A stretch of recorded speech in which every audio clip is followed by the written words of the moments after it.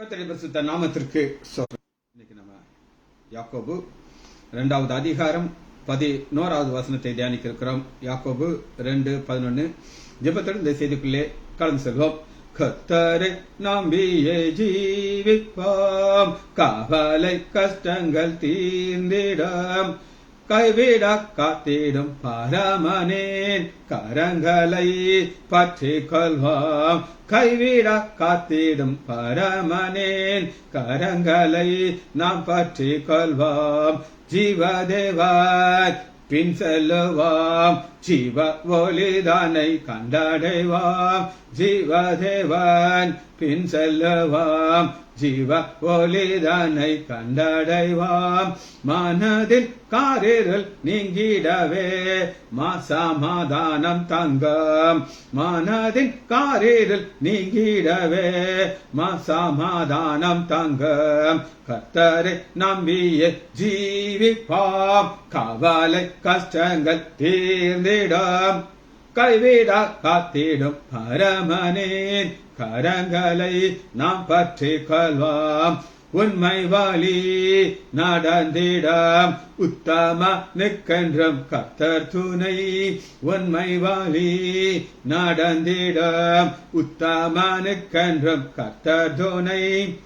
கண்கள் அவன் மேல் வைத்திடுவார், கருத்தாய் காத்திடுவார். கண்கள் அவன் மேல் வைத்திடுவார், கருத்தாய் காத்திடுவார். உள்ளமதின் பாரங்களை உக்காமல் கர்த்தரிடம் சொல்லுவாம். உள்ளமதின் பாரங்களை உக்காமல் கர்த்தரிடம் சொல்லுவாம். இக்கட்டு நேரத்தில் ஆதரிப்பார், இக்கட்டு நேரத்தில் கூப்பிடுவோம், இயேசு வந்தாதரிப்பார். இக்கட்டு நேரத்தில் கூப்பிடுவோம், இயேசு வந்தாதரிப்பார். கர்த்தரை நம்பியே ஜீவிப்போம், கவலை கஷ்டங்கள் தீர்ந்திடும், கைவிட காத்திடும் பரமனேன் கரங்களை நாம் பற்றி கொள்வோம். அன்பு மிகு அண்ணல் இவர் அருமை இயேசுவை நெருங்குவாம். அன்பு மிகு அண்ணல் இவர் அருமை இயேசுவை நெருங்குவாம். தம்மண்டே வந்தோரை தள்ளிடாரே தாயார் அணைத்திடுவார். தம்மண்டே வந்தோரை தள்ளிடாரே தாயார் அணைத்திடுவார். கர்த்தரை நம்பியே ஜீவிப்போம், கவலை கஷ்டங்கள் தீர்ந்திடும், கைவிட காத்திடும் பரமனேன் கரங்களை நாம் பற்றி கொள்வோம். நீதிமானின் சிரசிலே நித்திய ஆசி தங்கிடுமே. நீதிமானின் சிரசின் மேல் நித்திய ஆசி தங்கிடுமே. கிருபை நன்மைகள் தொடருமே, கெட்டது கிடைக்குமே. கிருபை நன்மைகள் தொடருமே, கெட்டது கிடைக்குமே. இயேசுவே நாமத்தினாலே ஜெபங்கள் பிதாவே, ஆமென். கர்த்தருடைய பரிசுத்த நாமத்திற்கு ஸ்தோத்திரம். ஜானகி அம்மாள் பிரைஸ் லார்ட், ஜெயந்தி அக்கா, எங்க சம்பந்தி அக்கா பிரைஸ் லார்ட். இன்னைக்கு ஒரு வித்தியாசமான செய்தியை நம்ம இன்னைக்கு தியானிக்க இருக்கிறோம். வாசிப்போமா?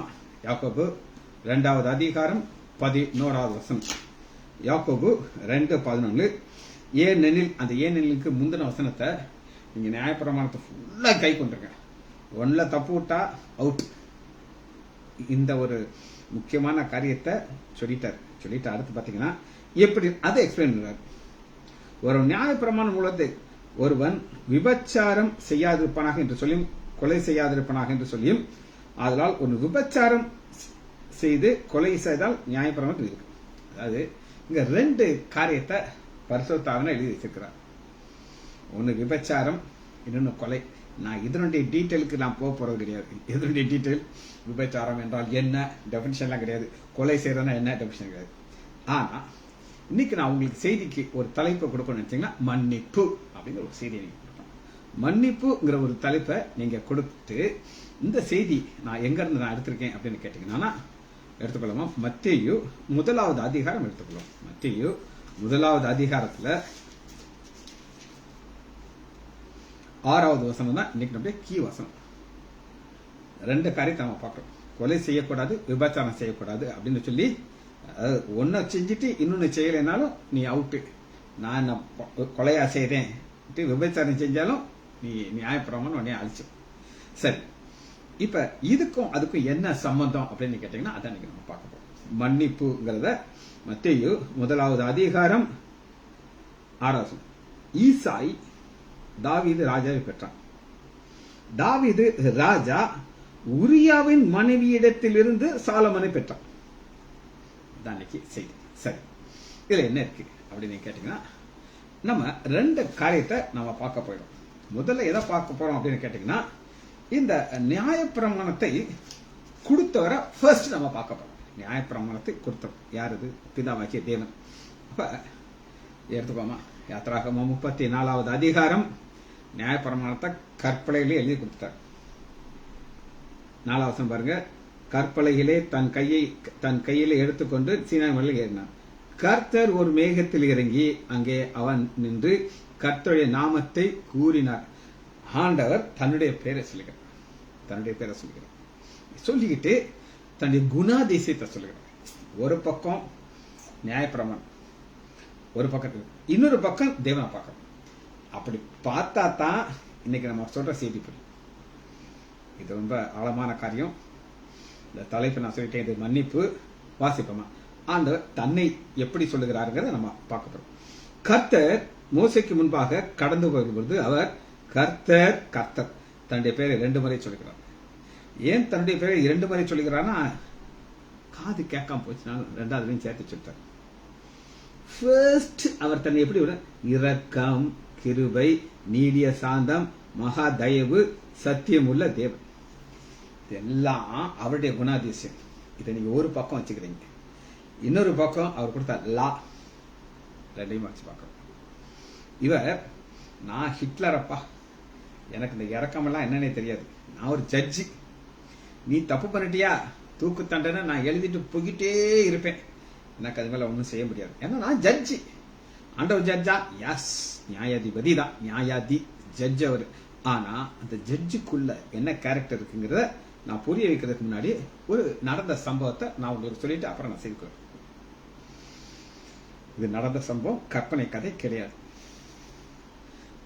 இந்த காட்டு பகுதியில் பார்த்தீங்கன்னா, காட்டுக்குள்ள இந்த பெண்கள் போய் அங்க இருக்கிற இந்த சுள்ளி விறகெல்லாம் எடுத்து தலையில வச்சு கொண்டு வருவாங்க. அப்படி ஒரு விதவை பெண், அவனுக்கு ஒரு சின்ன பிள்ளை இருக்குது, அவளுக்கு வேற தொழில் கிடையாது. இதை கொண்டு போய் ஊருக்குள்ள கொண்டு போவா. ஊர்ல போய் அதை வித்து கொஞ்சமா ஏதாவது சாப்பிட்ற கிடைச்சானா அதை வாங்கிட்டு அந்த குடிசையில் போய் இருந்துக்கிறோம். இதான் அவளுடைய வாழ்க்கை. இதுக்கு மேல அவளால் எதுவும் கிடையாது. அந்த ஃபாரஸ்ட் டிபார்ட்மெண்ட்ல இருந்து அவங்களுக்கு கேஸ் வேணும், இவளை பிடிச்சி கோர்ட்ல கொண்டு போய் சப்மிட் பண்ணிட்டாங்க. அவள் அழுதுகிட்டே இருக்கா. ஐயா, என்னுடைய வருமானமே என்னன்னா, எனக்கு மாப்பிள்ளை கிடையாது, இந்த சின்ன பிள்ளைங்க, நாங்கள் 2 பேர் உயிர் இதில் தான் வாழ்றோம் அப்படின்னு சொல்லி. ஜட்ஜுக்கு ஒரு இறக்க குணம் இருந்துச்சு. அதனால அவர் என்ன பண்ணினார் அப்படின்னு கேட்டீங்கன்னா, அவர் சொன்னாரு, 2 ஆப்ஷன் நான் கொடுக்குறேன். ஒன்று 3 மாசம் சிறை தண்டனை, அல்லது 1000 ரூபாய் பெனால்டி கட்டணும். 1000 ரூபாய் பெனால்டி கட்டிட்டானா இவ வெளியில் போயிடலாம் அப்படின்னு சொல்லி இவ கதறி அழகு. யா, என்கிட்ட 100 ரூபாய் இல்லையா, 1 ரூபா கூட கிடையாது, அந்த சேலை இருக்குது, பிள்ளை இருக்கு, வேற எதுவுமே என்கிட்ட கிடையாது சொல்லி ஜட்ஜ் அந்த சீட்ல இருந்து இறங்கி வருகிறார். வந்து அவருடைய பர்ஸ்ல இருந்து 1000 ரூபாய் கட்டுறாரு. கட்டிட்டு, ஏமா நான் உனக்காக கட்டிட்டேன், நீ வீட்டுக்கு போகலாம் அப்படின்னு சொல்லி. இப்ப யாராவது அவங்க தடுக்க முடியுமா? தடுக்க முடியாது. அவள் அழுதுகிட்டே அந்த பிள்ளையை தூக்கிட்டு போனான். இது நடந்த சம்பவம். இதை நான் ஏன் சொல்லுகிறேன் அப்படின்னு கேட்டீங்கன்னா, ஒரு பக்கம் அவர் ஜட்ஜி, விபச்சாரம் செய்யக்கூடாது, கொலை செய்யக்கூடாதுன்னு சொல்லிட்டாரு. சொன்னவர் தன்னை மோசைக்கு எப்படி வெளிப்படுத்துகிறார் அப்படின்னு கேட்டீங்கன்னா, கர்த்தர் இரக்கம். எப்படி ஜட்ஜிட்ட இறக்கம் இருக்காது, ஆனா இது ஒரு ஸ்பெஷல் ஜட்ஜ், இந்த பிதா மாதிரி ஒரு ஜட்ஜி, அதனால அவர்கிட்ட இறக்கம் இருந்துச்சு, கிருபை இருந்துச்சு. அந்த 1000 ரூபாய் அவருடைய ரூபா, அவர் எதுக்கு அந்த பொண்ணு கொடுக்கணும்? தேவையில்லை. ஆனா கிருபை, நீடிய சாந்தம், ஜட்ஜிங்கிறத ஃபுல்லா முடிச்சுக்கிட்டு ஜட்ஜ்மெண்ட்டையும் கொடுத்துட்டு இறங்கி வந்துட்டார். இதைத்தான் நம்முடைய ஆண்டவராகிய இயேசு கிறிஸ்து பூமிக்கு அனுப்பினார். அடுத்து பாருங்க, மகா தயவு. சாதாரண தயவுலாம் கிடையாது, மகா தயவு. சத்தியம் உள்ள தேவன். ஏன் சத்தியம் உள்ள தேவன் அப்படின்னு கேட்டீங்கன்னா, நீங்க விபச்சாரம் செய்யக்கூடாதுன்னு சொன்னீங்க, கொலை செய்யக்கூடாதுன்னு சொன்னீங்க. ஆனா அந்த ரெண்டையும் செஞ்ச ஒருத்தரை நீங்க உட்கார வச்சிருக்கீங்களா புதிய ஏற்பாட்டுல அப்படின்னு நீங்க கேட்க கூடாது. அப்படிதானே? அதைத்தான் சொல்லுது மத்திய 1 அதிகாரம் 6வது வசனத்துல அப்படித்தான் இருக்கு. சரி, இப்ப ஆண்டவர் இந்த வேதத்துல யார, அதாவது உள்ளேயே வரக்கூடாது அப்படிங்கிற ஒரு கேரக்டரை உள்ள கொண்டு வருகிறார். அது யார் அப்படின்னு நம்ம பார்க்க போறோம். இதுவரை அவங்க உள்ளே வரக்கூடாது, ஆனா அவங்கள உள்ள கொண்டதார். அதுதான் தயவு, இரக்கம். ரூத் 1வது அதிகாரம்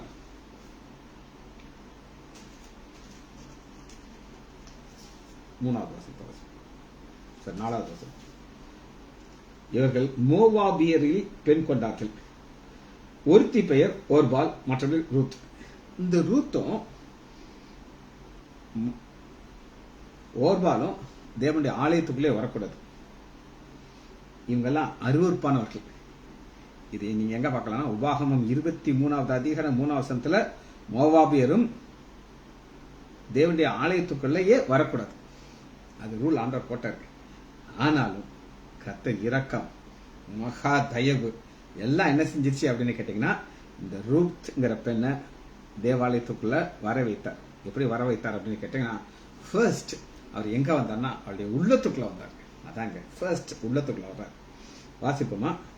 அதே ரூத் 1வது அதிகாரம் 16வது வசனம். உம்முடைய ஜனம் என்னுடைய ஜனம், உம்முடைய தேவன் என்னுடைய தேவன். உன் கடவுள் என் கடவுள். வேலை முடிஞ்சிருச்சு. அவர் எங்க வந்துட்டாரு? உள்ளத்துக்குள்ள வந்துட்டார். புறஜாதியார் பெண்ணு, அருவருக்கிற ஒரு மோவாபியர் பெண்ணு. ஆனா ஃபர்ஸ்ட் அவர் இருதயத்துக்குள்ள வந்துட்டார். இருதயத்துக்குள்ள வந்துட்டு அடுத்து எங்க வர்றாருன்னா சந்ததிக்குள்ள வருகிறார். வாசிப்போமா? 4வது அதிகாரம் 22வது வசனத்தை வாசி பார்த்தீங்கன்னா 4:22. ஓபேத் ஈசாயை பெற்றான், ஈசாய் தாவீதை பெற்றான். அப்ப நல்லா கேட்டுப்பாங்க. ஆண்டவர் ஒரு நியாயப்பிரமாணங்கிற ஒரு சட்டத்தை கொடுக்கிறார். விபச்சாரம் செய்யக்கூடாது, கொலை செய்யக்கூடாது சொன்னவர் இன்னொரு பக்கத்துல தன்னை காட்டுகிறார். ஆனா நீங்க கேட்கலாம், ரொம்ப சூப்பரா இருக்கே டாக்டர் உங்க செய்தி, ஜாலியா விபச்சாரம் கொலையும் செய்துட்டே இருக்கலாமே, நம்ம ஆண்டவர் தான் மன்னிச்சுக்கிட்டே இருப்பார்ல நீங்க சொல்லலாம். சூப்பர் சூப்பர், கைதட்டங்க எல்லாரும். இப்படி ஒரு செய்திக்கு தான் நாங்க இவ்வளவு நாளும் காத்துக்கிட்டு இருந்தோம்னு நீங்க சொல்லக்கூடாது. ஏன் சொல்லக்கூடாது அப்படின்னு கேட்டீங்கன்னா, இந்த தாவீதுடைய கேரக்டர் உங்களுக்கு காட்டு. தாவீதுடைய கேரக்டர் என்ன அப்படின்னு கேட்டீங்கன்னா, 2 சாமுவேல் 12வது அதிகாரத்துல இவன் 1 வருஷம் 1.5 வருஷம் இந்த பாவத்துக்குள்ளே இருக்கார். யாரு? தாவீது. பத்சேபால். இங்க பத்சேபால்னு பேரு போடல, ஏத்தியனுடைய மனைவி அப்படின்னு போட்டு. அது ஏன் ஏத்தியனுடைய மனைவிங்கிறத நம்ம ஒரு ஸ்டடி பார்க்க போறோம். இன்னைக்கு ஒரு ஸ்பெஷல் டே. சரி, அது என்னங்கிற பாக்குறதுக்கு முன்னாடி என்னுடைய இருதயத்தை உங்களை காட்டுறேன். தாவீதுடைய இருதயத்தை அவங்களுக்கு காட்டுறேன். 2 சாமுவேல் 12வது அதிகாரம். ஆண்ட கர்த்தர் முதல் வசனத்துல நாத்தான் தீர்க்கதரிசியை தாவீதிடத்தில் அனுப்புகிறார். தீர்க்கதரிசி ஒரு கதை சொல்றாரு. இந்த கதை வேண்டாம் வேணும், ஆனா இப்ப நமக்கு டைம் இல்லை. அதனால என்ன செய்யறாரு அப்படின்னு கேட்டீங்கன்னா, 7வது வசனம். அப்பொழுது நாத்தான் தாவீதை நோக்கி, நீயே அந்த மனுஷன். இஸ்ரவேல் தேவன் என்ன சொல்றாரா, நான் உன்னை இஸ்ரவேல் மீது ராஜாவும் அபிஷேகம் உன்னை சவுலின் கைக்கு தப்பு வைத்தேன். தப்பு வச்சது நான், நீ உன் திறமையெல்லாம் கிடையாது அப்படின்னு சொல்லி சொல்லி சொல்லி சொல்லி அவனுடைய இருதயத்தை தொட்டு பார்க்கிறார். உடனே என்ன செய்யறாரு அப்படின்னு கேட்டீங்கன்னா, 13வது வசனம். அப்பொழுது தாவீது நாத்தானிடத்தில், நான் கர்த்தருக்கு விரோதமாக பாவம் செய்தேன் என்றார். இதத்தான் ஆண்டவர் எதிர்பார்க்கிறார். நம்ம ரொம்ப புத்திசாலிகள், எல்லாத்துக்கும் நம்ம ஒரு பதில் வச்சிருக்கோம். அது இது ரீசன் அது ரீசன் எடுத்தியாவது ஒன்று சொல்லி நம்ம தப்பிக்க பார்ப்போம். ஆனா தாவீது கிளீனா அக்செப்ட் பண்ணிட்டார், நான் பாவம் செய்தேன்னு சொல்லி. அவர் அத்தோட அவர் நிப்பாட்டு பாவம் செய்தேன்னு சொல்லிட்டு நேரா மியூசிக் இன்ஸ்ட்ரக்ஷன் அந்த மியூசிக் டைரக்டர் கூப்பிடுறாரு. சங்கீதம் 51வது அதிகாரம் பிராக்கெட்ல பாருங்க. பத்சேபால் இடத்துல தாவீது பாவம் செய்து நாத்தான் தீர்க்கதரிசி அவனிடத்துல வந்து அவன் பாவத்தை உணர்த்தின பொழுது ராகத்தலைவனுக்கு ஒப்பிக்கிறார். ராகத்தலைவனா யார் அப்படின்னு கேட்டீங்கன்னா, ஒரு மியூசிக் குரூப் வச்சிருப்பார். இவர் ஒரு இதை ஸ்டேட்மெண்ட் சொல்லுவாரு, அவர் அதுக்கு தங்க நாராமா நீராரா உப நாராரா இக நாராரா அப்படின்னு ஒரு ஸ்லோகத்தை போட்டு அதுக்குள்ள இந்த பாட்டை ஃபிட் பண்ணி மியூசிக் போடுவார். சினிமா பாட்டெல்லாம் கேட்டிருக்கீங்களா? அந்த மாதிரி தான். சரியா? இப்ப என்ன நடக்குது அப்படின்னு கேட்டீங்கன்னா, ஃபர்ஸ்ட் என்ன சொல்லுகிறார்னா, முதல் வசனத்துல தேவனே உமது கிருபையின்படி எனக்கு. சரிங்களா? இங்க கிருபை கேட்கிறாரா, நியாயப்பிரமாணத்தை சொல்றாரா? கிருபை. அதான் சொல்றேன். யாக்கோபு சொல்றாரு, ஒண்ணுல மீறி ஒண்ணுல செஞ்சாச்சுன்னா அவுட்டுங்கிறாரு. ஆனா நான் உங்களுக்கு அடுத்த சைட காட்டிட்டு இருக்கேன். தேவனுடைய குணாதிசயம் என்னன்னு கேட்டீங்கன்னா, கிருபையை கேட்கிறாரு தாவீது. கேட்கிறாரு. அடுத்து பாருங்க, உமது மிகுந்த இரக்கத்தின்படி. கிருபைக்கு அப்புறம் இரக்கம் வருது. அதனாலதான் தாவீத ஆண்டவர் களத்தை வெட்டாம புதிய ஏற்பாட்டுல மத்தேயு 1வது அதிகாரம் 6வது வசனத்துல தாவீது ராஜான்னு சொல்லி உட்கார வச்சுக்க. சரி, இன்னும் கொஞ்சம் ஆழமா இது இருதயத்தை உங்களுக்கு காட்டு. தாவீதுன்ற இருதயத்தை. ரெண்டாவது, ஆண்டவர்ட்ட ஒரு ரிக்வெஸ்ட் வைக்கிறார். என்ன ரிக்வெஸ்ட் வைக்கிறார் அப்படின்னு கேட்டீங்கன்னா, என் அக்கிரமம் நீங்க, என் அக்கிரமம் தான் செய்த தவற சொல்றாரு. என்னை முற்றிலும் கழுவி என் பாவமர என்னை சுத்திகரியும். என் மீறுதலை நான் அறிந்திருக்கிறேன், எனக்கு தெரியும். இப்ப ஞாயிற்றுக்கிழமை கோயிலுக்கு போனீங்கன்னா பாவ அறிக்கை ஜபம் அப்படின்னு சொல்லி பாஸ்டர் சொல்லுவார். அது ஒரு ரொட்டீனா இருக்கும், சடங்காச்சாரம் கரெக்டா அந்த மாதிரி. இப்ப பெந்தை கோஸ்துல பாத்தீங்கன்னா, இந்த பெந்தை கோஸ்து கொடுத்து லேசா உங்களுக்கு நான் டச் பண்ணிட்டு போறேன். கத்தோலிக்க சபை ஆரம்பிச்சாங்க, அதான் ஸ்டார்டிங்.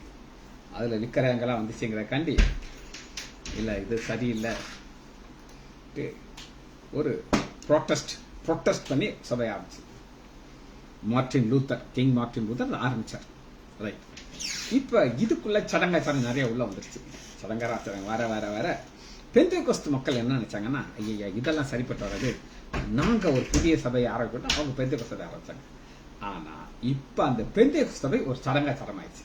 அது என்ன அப்படின்னு கேட்டீங்கன்னா, நான் நிறைய நேரம் போயிருக்கேன் பெந்தேகோஸ்து சபைக்கு, செய்தி கொடுக்க முந்தி. போன உடனே ஒரு 3 பாடல், அந்த 3வது பாடல் முடிஞ்ச உடனே யார் சாட்சி சொல்ல போகிறா அப்படின்னு கேட்பாங்க. ஒரு பாட்டியமா மூக்க உறிஞ்சிக்கிட்டே எந்திரிக்கும்.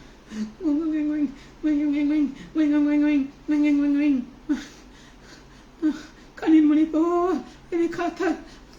தோற்றம் அப்படின்னு சொல்லி உட்காந்து. அது என்ன சொல்லி அதுக்கும் தெரியாது, யாருக்கும் தெரியாது, கண்டுக்கிட மாட்டாங்க. ஏன்னா இந்த பாட்டி ரெகுலரா சாட்சி சொல்லிக்கிட்டே இருக்கும், மற்ற யாரும் சொல்ல மாட்டாங்க. இது ஒரு ரொட்டீன். சாட்சி நேரம் முடிஞ்ச உடனே அடுத்த காணிக்கை. ரொம்ப முக்கியம். பார்த்தீங்களா, பாஸ்டர் ஒரு பாட்டு ஒன்று போடுவார், மக்கள் பாட்டுக்கு எல்லாரும் மியூசிக் போட்டுகிட்டே இருப்பாங்க, காணிக்கை வாங்கிடுவாங்க. காணிக்கை முடிஞ்ச உடனே செய்தி. இந்த செய்தி கம்பல்சரியா 1 மணி நேரம் இருக்கணும். அந்த பாஸ்டர் மேட்டர் இருக்கோ இல்லையா 1 மணி நேரம் சொல்லுவார். சொல்லி முடிச்ச உடனே ஆசீர்வாதம், கோ, அவ்வளவுதான். இவங்களும் ஒரு சடங்காச்சாரத்துக்குள்ள வந்துட்டாங்க. ஆனா இது சடங்காச்சாரமாக தாவீது செய்யவில்லைங்கிறது ஏன் அப்படின்னு சொல்றேன் அப்படின்னு கேட்டீங்கன்னா, 8வது வசனம் சங்கீதம் 51:8 உங்களுக்கு நான் சந்தோஷமும் மகிழ்ச்சியும் கேட்கும்படி செய்யும். இப்ப அவர் என்ன சொல்றாருன்னா, ஆண்டவரே நீர் என்னுடைய பாவத்தை உணர்த்தினீங்க, நாத்தான் தீர்க்கதரிசி, இப்ப என் சந்தோஷம் எல்லாம் போச்சு. ஆனா நீங்க எப்ப கிருபையையும் இரக்கத்தையும் கொடுத்து என் பாவத்தை கழுவுனீங்கன்னா, அப்பொழுது நீர் நொறுங்கின எலும்புகள் களி கூறும். சங்கீதம் 51:8 களி கூறும். நான் ஹாப்பி ஆயிடும். ஆண்டவர் என்னைய தண்டிக்கல, என்னைய மன்னிச்சுட்டான்னு களி. அடுத்து பாருங்க, என் பாவங்களை பாராதபடிக்கு நீர் என் முகத்தை உமது முகத்தை மறைத்து என் அக்கிரமத்துல நீக்கு. அக்கிரமத்தை நீக்கிறதுக்கு நம்ம ஜெபிக்கணும். அவர் செய்வார். நியாயப்பிரமாணம் இருக்கு, இல்லைன்னு நான் சொல்லல. ஆனா நம்முடைய தேவனுடைய குணாதிசயம் மனம் திரும்பும் போது அவர் ஆசீர்வதிக்கிறார். அடுத்து பாருங்க, தேவனே சுத்த இருதயத்தை நிலிசிச்சு. பழைய இருதயத்துக்குள்ள யார் இருந்தாங்கன்னா பத்சேபாள் இருந்துச்சு. பத்சேபாளுக்கு தான் அவளுக்கு அப்படி ஒரு அடோர் பண்ணுவார். அடோர் பண்றாரு தெரியுமா உங்களுக்கு? அப்படியே பார்த்துக்கிட்டே இருப்பாரு. நீங்க பாத்தீங்களான்னு கேட்டீங்களா? யாரும் தெரியுமில்ல. உங்களை ரொம்ப யாரு நீங்க நேசிக்கிறீங்களோ, நீங்க படுக்கும்போது அவங்களுடைய சிந்தைகள் வந்துகிட்டே இருக்கும். பேசும்போதும் நீங்க பேசிட்டு இருப்பீங்க, ஆனா அந்த அக்கா தான் மண்டையில உட்காந்துட்டு இருப்பா. அவ உங்களுக்கு செல்போன்ல கூப்பிடறானா அப்படியே டென்ஷன் ஆயிடுவீங்க. அந்த நம்பர் வரத நீங்க அப்படியே வெயிட் பண்ணிட்டு இருப்பீங்க. அதுக்கு வேற பேரெல்லாம் போட்டு வச்சிருப்பீங்க, ஏன்னா பொண்டாட்டி பாத்திரம் அப்படின்னு சொல்லி. இதெல்லாம் செய்து எதுக்காகனா, அந்த இருதயத்திற்குள்ள பத்சேபாள் உட்கார்ந்துருந்தா, ஆனா தாவீது சங்கீதம் 51வது அதிகாரத்தில் என்ன சொல்கிறார்னா, 10 தேவனே சுத்த இருதயத்தை, அந்த சுத்த இருதயத்துக்குள்ள யார் இருக்கக்கூட பத்சேபா. அவளால நான் பாவத்துல விழுந்தேன், நிலைவரமான ஆவியை என் உள்ளத்திலே புதுப்பி. இப்படி ஒரு உற்சாகமான ஆவி என்று 12 வசனத்தார். இது எதற்காக ஜெபிக்கிறார் அப்படின்னு கேட்டீங்கன்னா, ஆண்டவர் தன்னை மன்னிப்பார்ங்கிற ஒரு நிச்சயத்தோடு. சரி, இப்ப நம்ம பார்க்க போறது ஒரு செக்ஷனை நான் உங்களுக்கு திறப்பேன். இதுவரை நம்ம பார்க்காத ஒரு காரியம். வசனத்தை நான் உங்களுக்கு வாசிக்கிறேன், அப்பதான் உங்களுக்கு புரியும். எடுத்துக்கொள்ளுங்க. மத்திய 1வது அதிகாரம் 6வது வசனத்துல ஈசாய் தாவீதின் ராஜாவை பெற்றான். பிறக்கும்போதே ராஜா. தாவீதின் ராஜா உரியாவின் மனைவியிடத்திலிருந்து சால்ந்து. ஏன் பத்சேபால நான் போறேன், ஏன் உரியா வண்டி மனைவிங்கிறத நான் உங்களுக்கு இப்ப நம்ம பார்க்க போறோம். சின்ன ஸ்டடி. சரி, இதை என்ன பார்ப்போமா? நம்ம இந்த உரியா, ஏத்தியனாகிய உரியா, எனக்கு ஏத்தியனாகிய உரியா. சரி,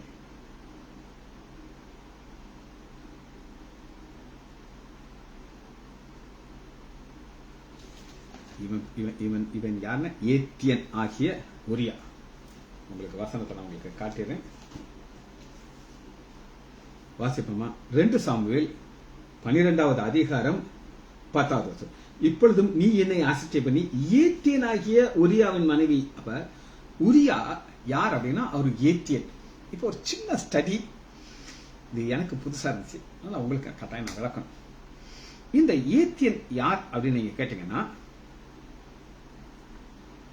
முதல்ல இவங்களை குறித்து நம்ம பார்ப்போம். ஆதியாகமம் 15வது அதிகாரம் 20வது வசனம். ஆதியாகமம் 15:20.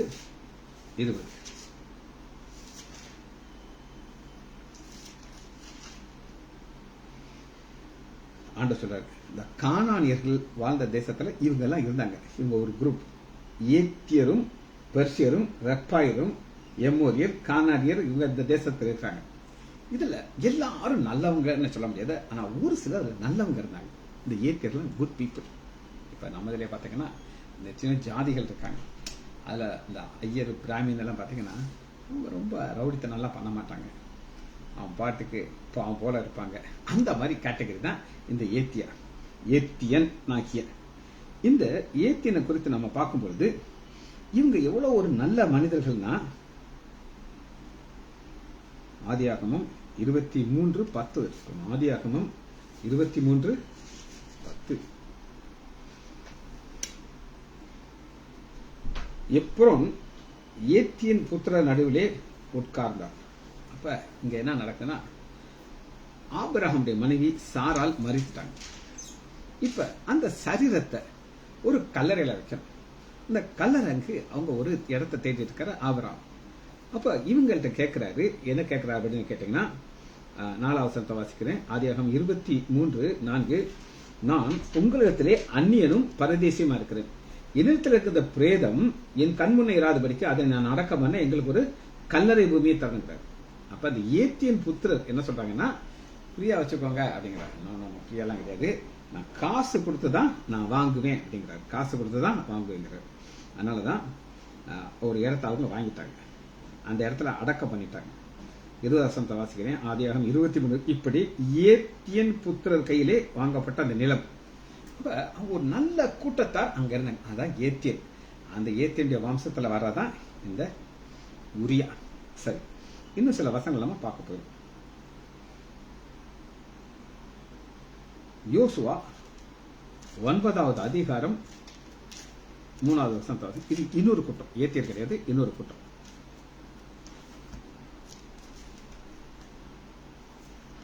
யோசுவா 9:3. இது யார் அப்படின்னு கேட்டீங்கன்னா,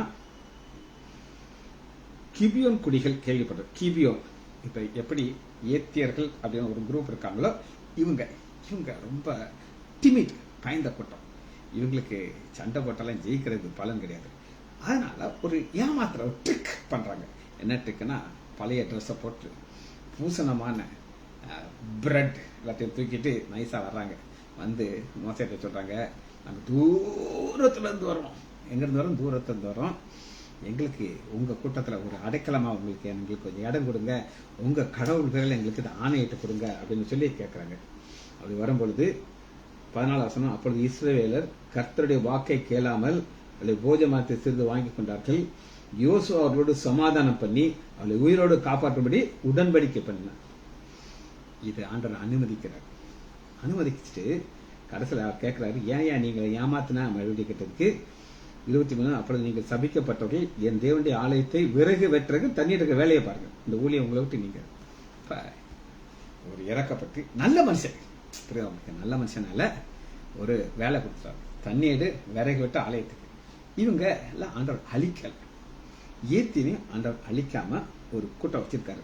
அப்படி கூட்டம் வச்சிருக்கிறவளை தான் எப்படி நம்ம பார்க்கணும் அப்படின்னு கேட்டீங்கன்னா 23வது வசனத்தை பார்த்தாச்சு.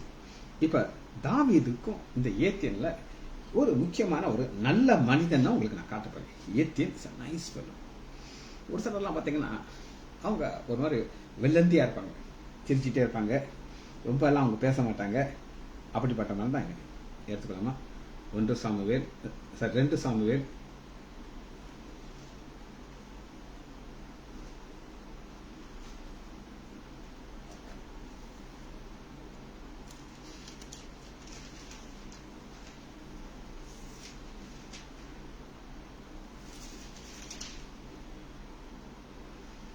11வது வசனம்.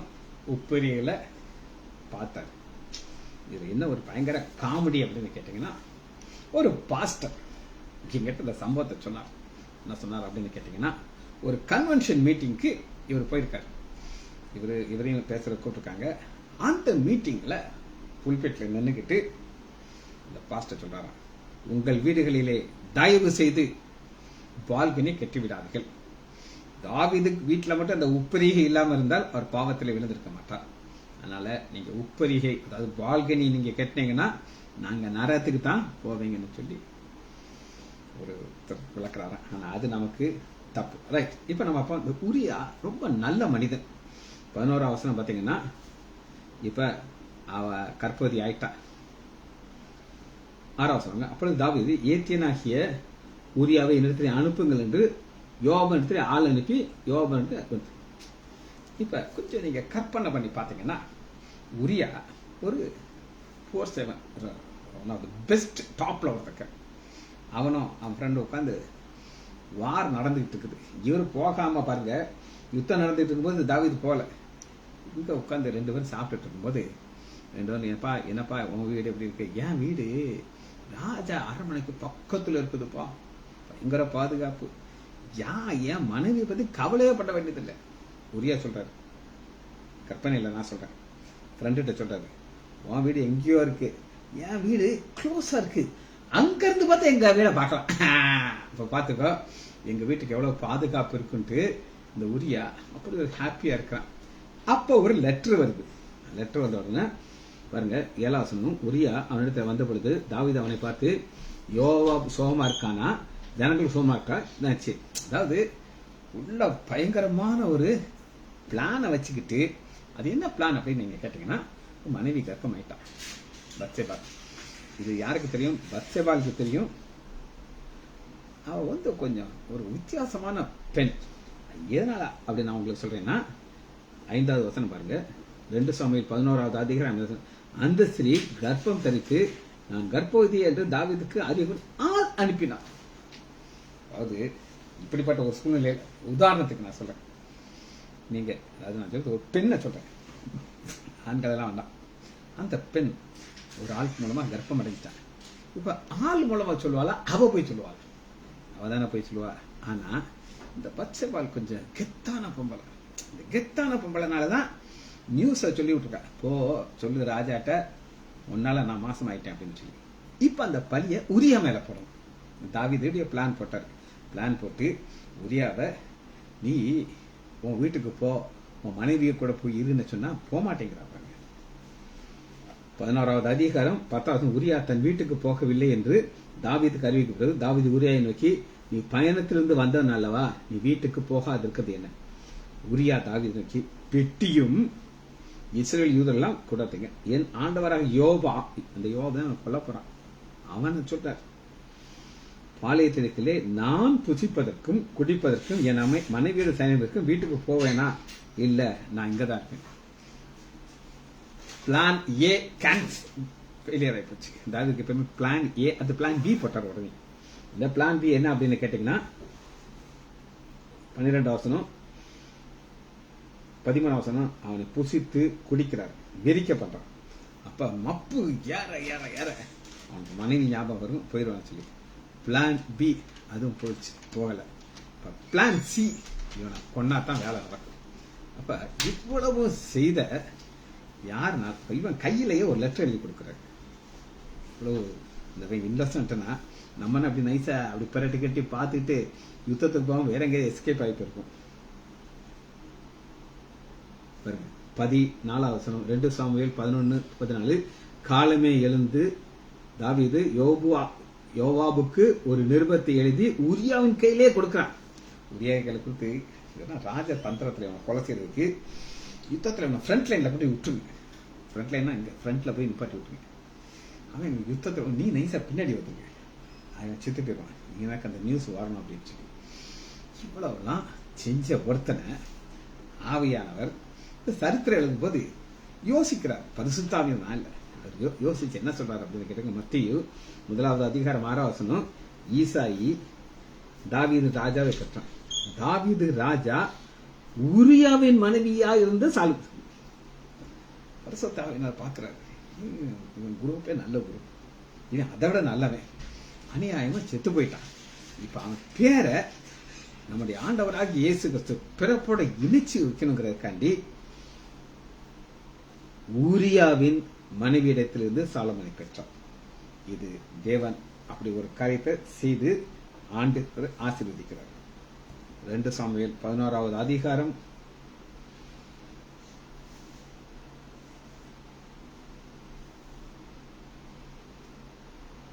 20 பொய் கோபம். என்ன கோபம்? பொய் கோபம். ராஜாவுக்கு கோபம் எழும்பி அவர், நீங்க பட்டணத்துல இவ்வளவு கிட்ட போய் யுத்தம் பண்ண வேண்டியதுன்னு அலங்கத்திலேயே உனக்கு தெரியாதா, ஏன்பா அவனை கொண்டுட்டீங்கன்னு சொல்றாரு. நல்லா கேட்டுக்கோங்க. இப்ப அந்த செய்தியை நான் முடிக்க போகிறேன். வசனத்தை வாசி நம்ம பார்க்க போகிறோம்.